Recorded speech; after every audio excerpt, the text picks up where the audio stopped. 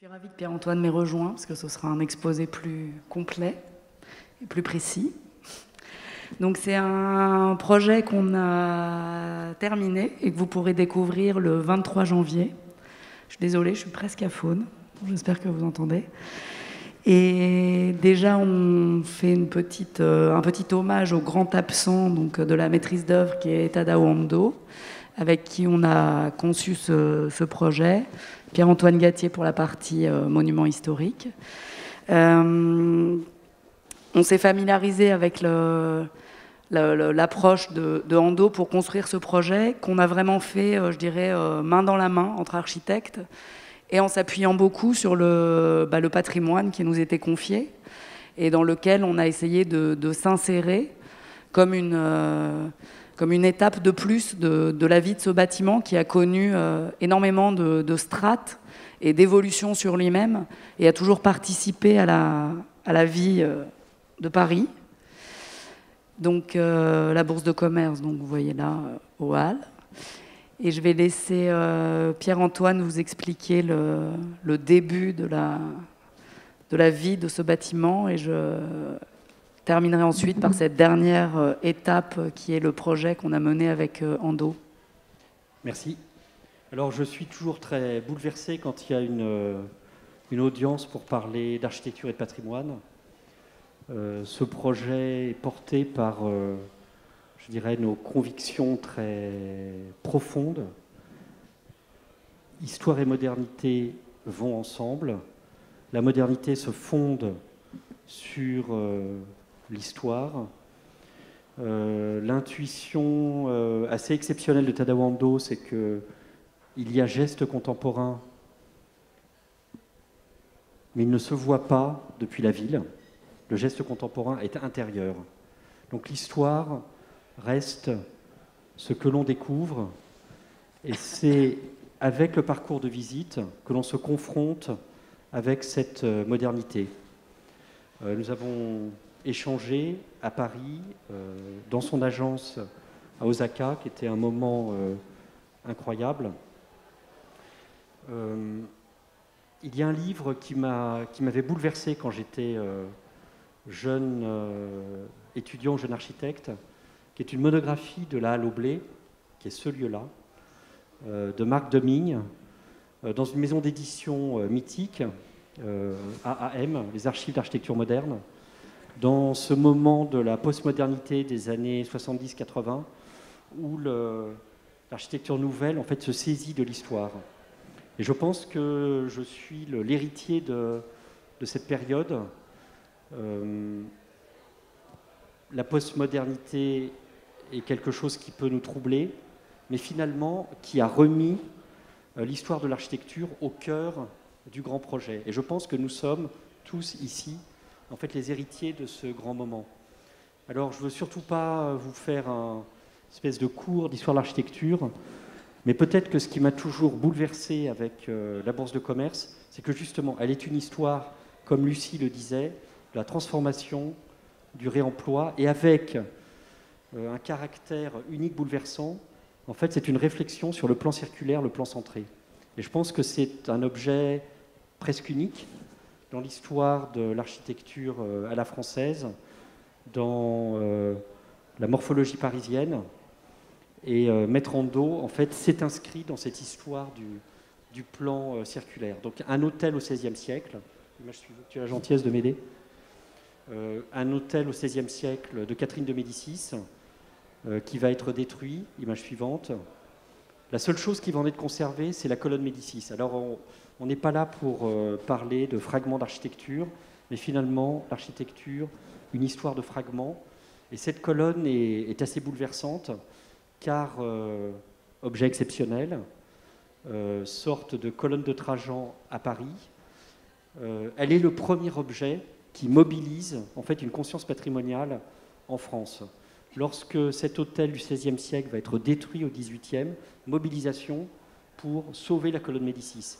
Et donc vous avez cette histoire absolument étrange d'un hôtel qui disparaît, un fragment est conservé, et ce fragment est toujours là, génération après génération, avec un classement monument historique, il va être maintenu. Voilà, il est l'émergence de ce qui nous rassemble ce soir, c'est-à-dire cette idée que tout ne doit pas disparaître, il faut conserver pour réinventer.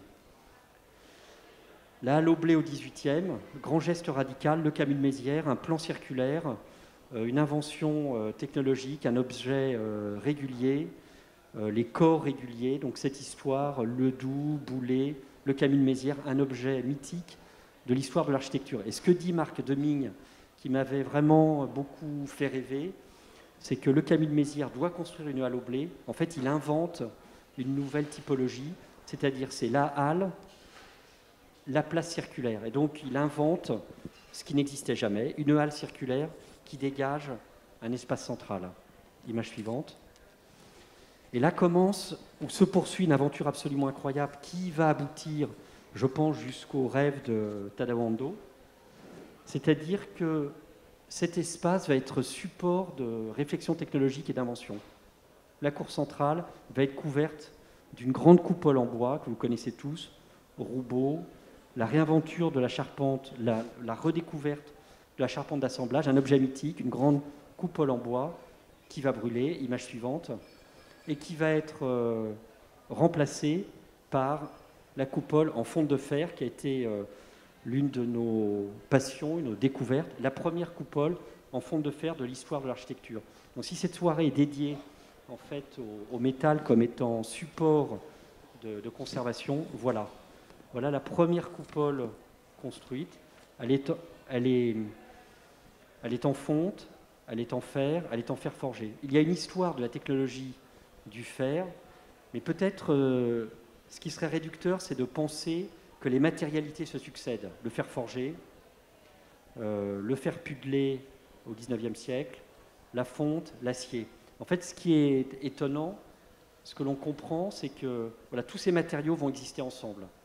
Et il se passe une autre histoire qui est assez fascinante, c'est qu'en fait, on a redécouvert les fonds d'archives de l'architecte Bélanger. Donc voilà cette première coupole en fonte de fer. Vous voyez notre colonne qui reste, la coupole, fonte de fer, objet incroyable. En 1889, la Tour Eiffel, on en a parlé, l'agence s'occupe de c'est la 20e campagne de repeinture de la Tour Eiffel. Et il y avait deux objets qui étaient considérés comme représentant une histoire de la construction métallique en France. La coupole de Bélanger, 1812, la Tour Eiffel, 1889. Histoire de l'architecture qui se réinvente, qui se transforme. Ce qui est passionnant aussi, c'est les interprétations se percutent. Et donc le bâtiment de Le Camille de Mézières, finalement, en 1889, n'intéresse plus. Et vous voyez, on le détruit, et ce que l'on conserve, c'est la coupole, et uniquement la partie de Le Camille de Mézières qui supporte cette charpente. Continuons. Et donc en 1889, se réinvente cet ensemble qui devient la Bourse de commerce, avec un architecte de l'hosmanisme, Blondel. Je dis encore un mot, la coupole en fonte de fer est conservée, elle est transformée. C'est peut-être une leçon d'architecture pour nous. On conserve, mais chaque moment est transformation. Et il n'y a pas, pour moi, de hiérarchie. C'est l'ensemble. Et donc, mon rapport à l'histoire, c'est de dire que l'histoire de l'architecture doit être perçue dans le temps long. La colonne du XVIe siècle, le Camille de Mézières, XVIIIe, la reconstruction en 1889, voilà, c'est tout ça. C'est tout ça. Voilà, je ne trie pas, je n'établis pas de hiérarchie. J'essaie de transmettre en fait cette histoire complexe et de permettre que Tadao Ando, Lucie, voilà, redonne une nouvelle vie à cet ensemble. Merci Pierre-Antoine. Donc l'enjeu du projet aujourd'hui de reconversion, de trouver un nouvel usage à ce bâtiment qui a donc abrité le blé pendant longtemps, puis servi pour les échanges finalement, qui aujourd'hui va se transformer en musée d'art contemporain. L'idée, c'est d'en faire un outil simple, adaptable, polyvalent pour exposer les artistes d'aujourd'hui et de demain dans une collection qui est la collection Pinault, qui va être toujours en mouvement, donc il n'y aura pas de collection permanente, mais de créer à cette occasion Une découverte du bâtiment pour les Parisiens et pour les étrangers, puisque c'est un bâtiment très méconnu, et de le faire redécouvrir dans son intervention contemporaine aujourd'hui, mais aussi dans la mise en valeur de toutes ces strates historiques que dont Pierre-Antoine nous a parlé et qu'il a scrupuleusement restaurées, au-delà d'en avoir parlé. Donc très vite, l'intuition est d'ajouter une nouvelle strate dans le bâtiment. Donc Ando a très vite cette intuition d'installer un cylindre, un nouveau cercle dans le plan circulaire de la Bourse de commerce pour venir créer un dialogue et pour faire référence à ces autres projets, ces autres interventions. Donc on va voir comment on a travaillé pour que le parti préarchitectural s'intègre à la composition de l'édifice et dialogue avec le bâtiment, tout en proposant d'en solutionner la transformation générale. Donc on a un cylindre en béton qui vient s'insérer dans la rotonde de la Bourse de commerce. On va voir comment est-ce qu'on a organisé ces percements pour l'inscrire dans la composition du bâtiment, en créer un nouveau rouage, créer également les nouvelles conditions de la déambulation du musée, régler aussi les problèmes techniques, acoustiques, et rester pour autant dans un vocabulaire très immatériel, très épuré. Donc le cylindre vient en fait s'inscrire comme une évidence, comme une intuition qui va répondre à tous les enjeux de la transformation dans une forme relativement universelle. Donc déjà pour Ando, le cylindre a aussi un rapport à la nature qu'on retrouve dans tout son travail.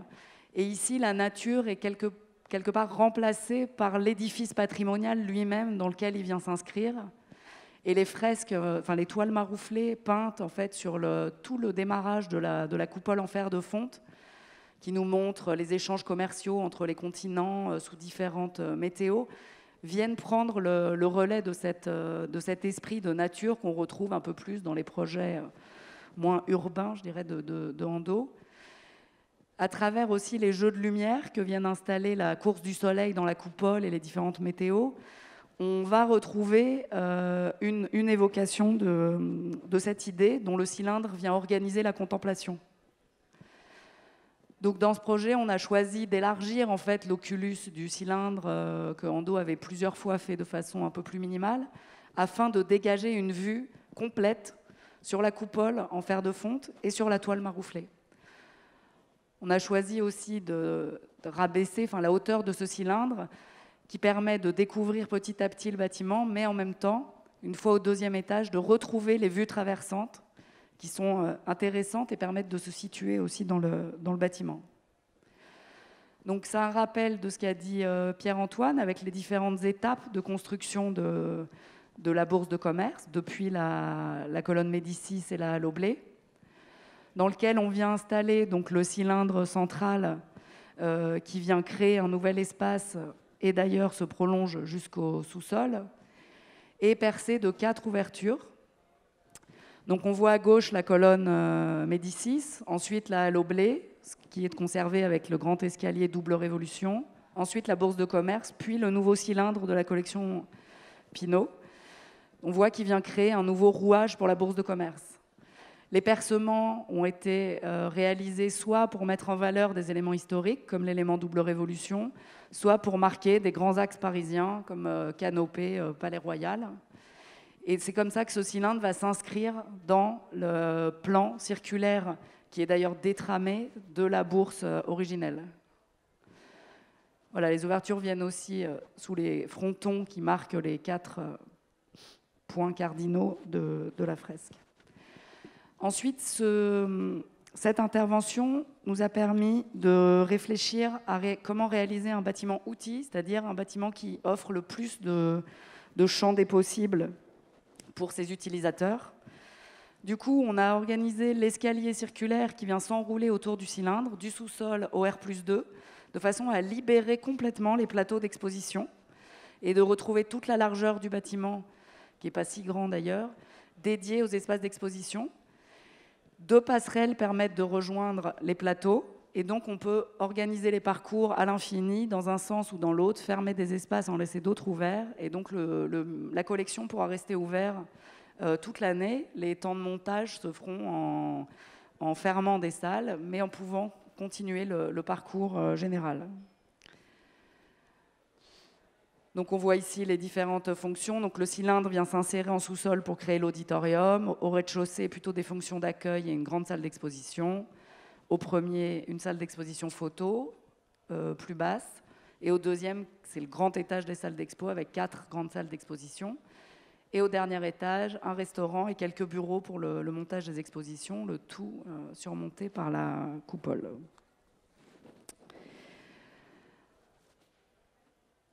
Ensuite, on voit au niveau de la matérialité du béton.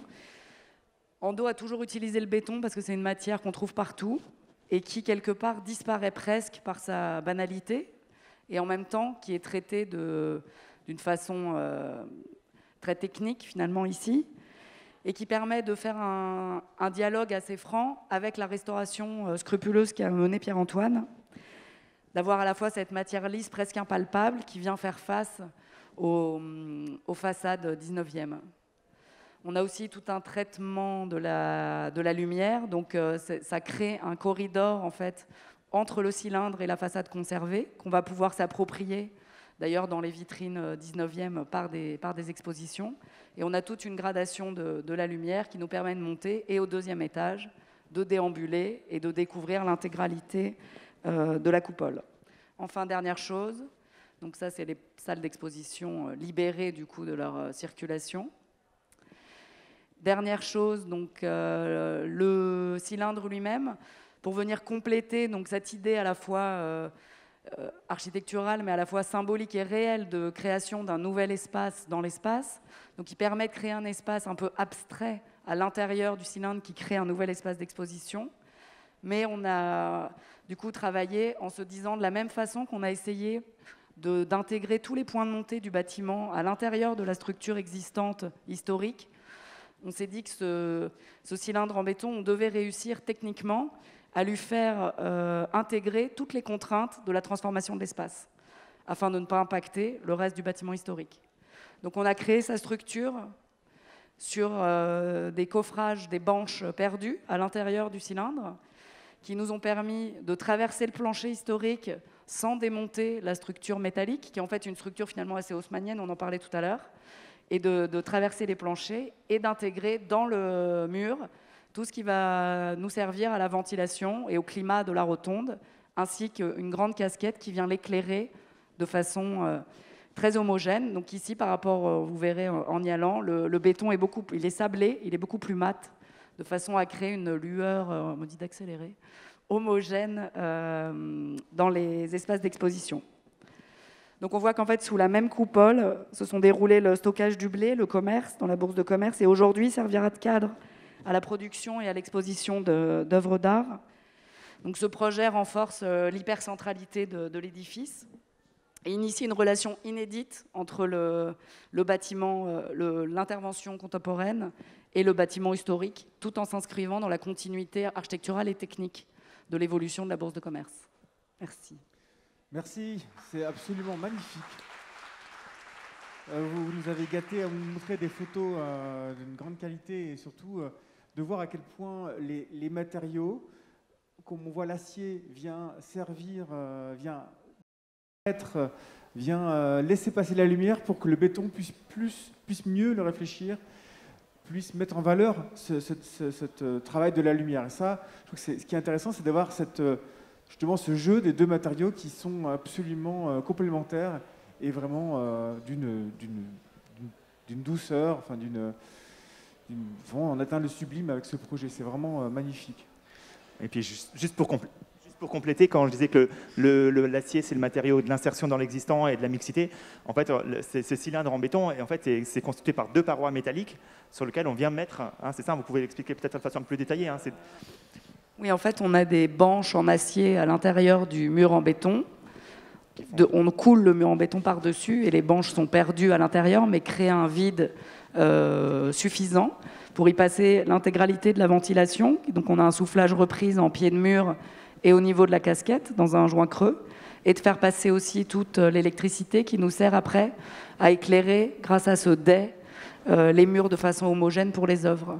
Et enfin, aussi, ces banches en acier nous ont permis d'intégrer des petits résonateurs à l'intérieur comme des caissons acoustiques pour réguler par les trous de banche qui normalement sont bouchés. Ici, on les a tous laissés percer, nous permettre d'absorber une certaine fréquence acoustique pour améliorer, je dirais, un peu l'état acoustique de la rotonde. Il y a un gros point de focalisation qui existe encore, hein, mais qui est diminué.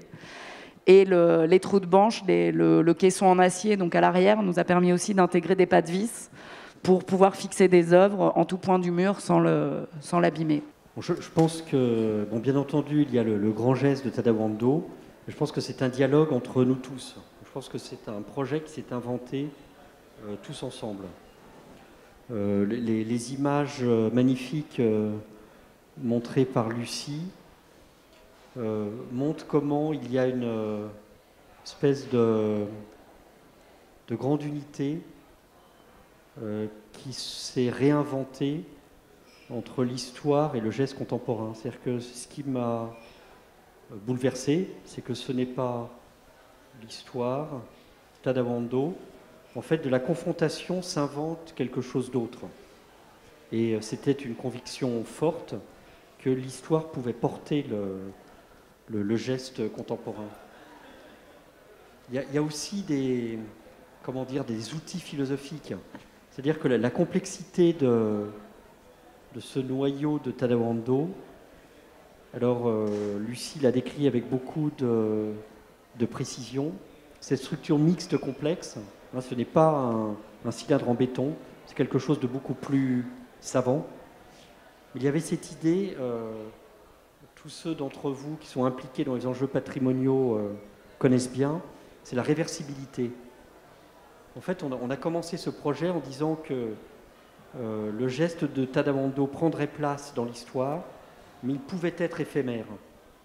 Et donc, l'engagement de Thibaut et Lucie, c'est de construire en fait un cylindre qui puisse être un jour démonté. Il est certain qu'il fait histoire aujourd'hui, mais nous l'avons perçu comme inventé comme un objet réversible. Quand on regarde l'histoire, on ne regarde pas, je dirais, la façade, la couleur, le revêtement. L'histoire de l'architecture ou la structure architecturale, c'est un objet épais, complexe. Et donc, lorsque l'on s'est intéressé à la bourse de commerce, c'est les façades en pierre de taille, mais c'est toute la structure métallique des planchers. Et donc, le grand dialogue avec Lucie, c'est de dire que ce cylindre dit de béton armé, en fait, il traverse un plancher métallique, et donc il y a une espèce de rencontre, et il fallait que ce cylindre traverse le métal sans abîmer le métal, que le métal permette le béton. Donc c'est peut-être ça la métaphore de ce projet, c'est-à-dire que l'histoire et la création, en fait, ce télescope se reconstruisent ensemble. Je ne sais pas si c'est clair, mais très très clair. C'est l'utopie, en fait. Très très clair. Merci beaucoup.